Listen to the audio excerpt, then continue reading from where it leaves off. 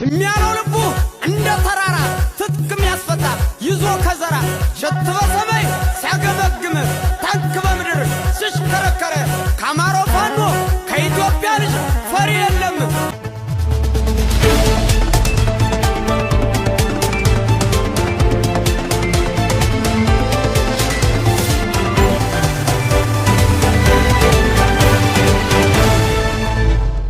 ሰላም ጤና ይስጥልን ክቡራን ተመልካቾቻችን አድማጮቻችን፣ ይህ ደር ፕሬስ ነው። ከሰዓቱ አበይት መረጃዎች ጋር እኔ ደረጃ ሀብተወልድ ነኝ።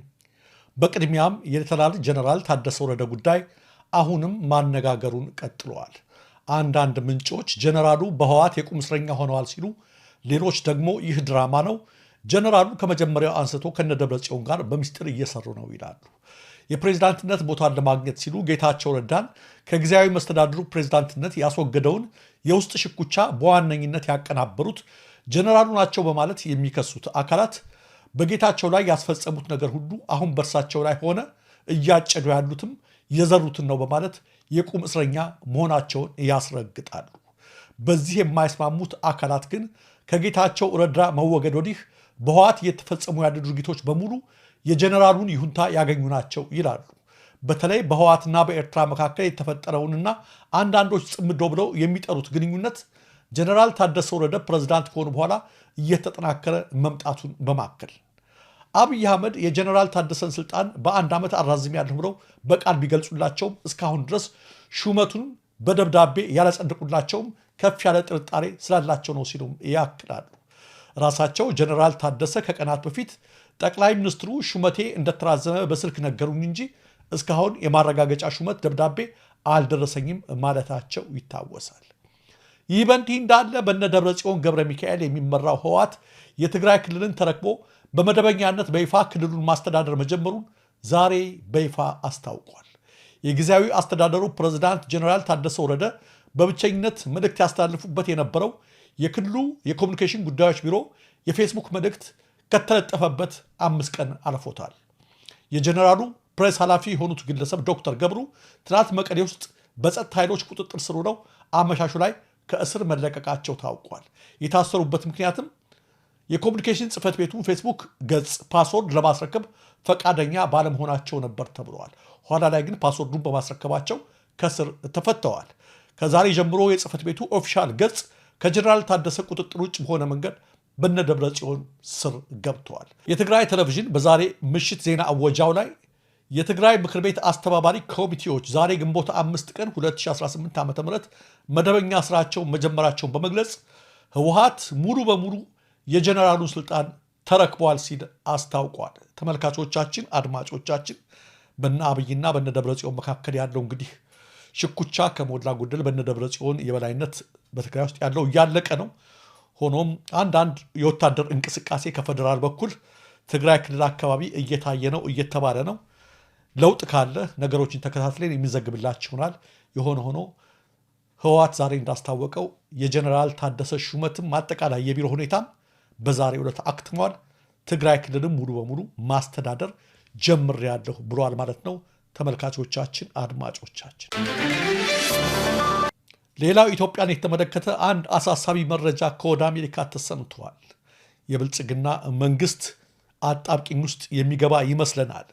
ዜናው የአሜሪካ የሶላር አምራቾች ከኢትዮጵያ ኤክስፖርት በሚደረጉ የሶላር ምርቶች ታሪፍ ላይ የፌዴራል የንግድ ባለስልጣናት ምርመራ እንዲያካሂዱ መጠየቃቸውን የሚያመለክት ነው። ሬውተርስ ነው የዘገበው። አምራቾቹ በቻይና የተመረቱ የሶላር ምርቶች በአሜሪካ የተጣለባቸውን ታሪፍ ለማለፍ ሲሉ በኢትዮጵያ በኩል ኤክስፖርት እየተደረጉ ነው የሚል ክስ ነው ያቀረቡት። ባለፈው ማክሰኞ ወደ አሜሪካ የንግድ መምሪያ የቀረበው ቅሬታ እንደ ቶዮና ኦሪጂን ሶላር ማኑፋክቸሪንግ ያሉ ኩባንያዎች በቻይና የተመረቱ ግብዓቶችን በመጠቀም በኢትዮጵያ ውስጥ የሶላር ሴሎችን እያመረቱ ናቸው ይላል። እነዚህ ምርቶች በኢትዮጵያዊም በቪየትናም ውስጥ ወደ ሶላር ፓናልነት ተቀይረው ወደ አሜሪካ እንደሚላኩም ያትታል። ይህ ክስ የቀረበው ጠቅላይ ሚኒስትር አብይ አህመድ ኢትዮጵያ የታዳሽ ኃይል ምርትንና የኢንዱስትሪ የማምረት አቅሟን ለማሳደግ የምታደርገው ጥረት አካል የሆነውን ግዙፍ የሶላር ማምረቻ ፋብሪካዎችን በሐዋሳ ኢንዱስትሪ ፓርክ ተገኝተው ካስመረቁ ከ3 ሳምንት በኋላ ነው። ጠቅላይ ሚኒስትር አብይ አህመድ ሚያዝያ 17 ቀን 2018 ዓ.ም በማህበራዊ ትስስር ገጻቸው ባሰፈሩት መልእክት ዛሬ በሲዳማ ክልል ሐዋሳ ከተማ በሚገኘው የሐዋሳ ኢንዱስትሪ ፓርክ የቶዮ ሁለተኛ ምዕራፍ የኦሪጅንና የሊዩመንቲክ የሶላር ፋብሪካዎችን እንዲሁም የኤችዜድ የጋዝ ፋብሪካን መርቀናል ብለዋል። ጠቅላይ ሚኒስትሩ አክለውም እነዚህ ፕሮጀክቶች አሁን ላይ ሰፊ የሥራ ዕድል መፍጠር የቻሉ መሆናቸውና የኢትዮጵያን ሰፊ የኢንዱስትሪና የታዳሽ ኃይል ፍላጎት እንደሚያንጸባርቁ አስረግጠው ነበር። ሬውተርስ በዘገባው እንዳመለከተው አቤቱታውን ካቀረቡት የአሜሪካ ድርጅቶች መካከል ፈርስት ሶላር፣ የደቡብ ኮሪያው ሃንዋ ግሩፕ ቅርንጫፍ የሆነው ኪውርሴልስ እና ሌሎች 6 አነስተኛ አምራቾች ይገኙበታል። ሁለቱ ግዙፍ ኩባንያዎች በአሜሪካ ውስጥ የሶላር ማምረት አቅማቸውን ለማሳደግ በቢሊዮኖች የሚቆጠር ዶላር መዋዕለ ንዋይ ማፍሰሳቸውን ሬውተርስ ዘግቧል። እንደ አሜሪካ የንግድ ሕግ ከሆነ ኩባንያዎች በምርቶቹ ላይ መጠነኛ ለውጦችን ብቻ በማድረግ በሶስተኛ ሀገራት በኩል ምርቶችን በማላክ የተጠበቀባቸውን የታሪክ ክፍያ ማለፍ ወይም መሸሽ የተከለከለ ድርጊት ነው። ይሁንና ሮይተርስ በጠቀሰው መግለጫ መሰረት የአቤቱታ አቅራቢ ቡድን ዋና ጠበቃና በዋይዲሬን ኤልኤልፒ የህግ ተቋም አጋር የሆኑት ቲም ብራይት ቢል በኢትዮጵያ እያየነው ያለነው ሁኔታ የተለመደውን የታሪፍ ማምለጫ መንገድ የተከተለ ነው ሲሉ በክሱ ላይ አስፍረዋል።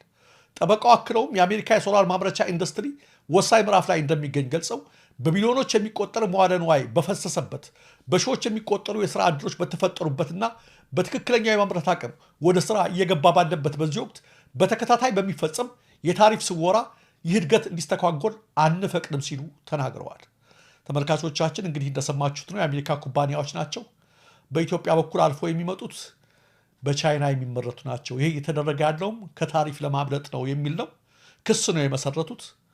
ይሄ በጣም አደገኛ ክስ ነው በኢትዮጵያ ላይ ማለት ነው። ስለዚህ ንጹህ እንድንሆን እንጠይቃለን።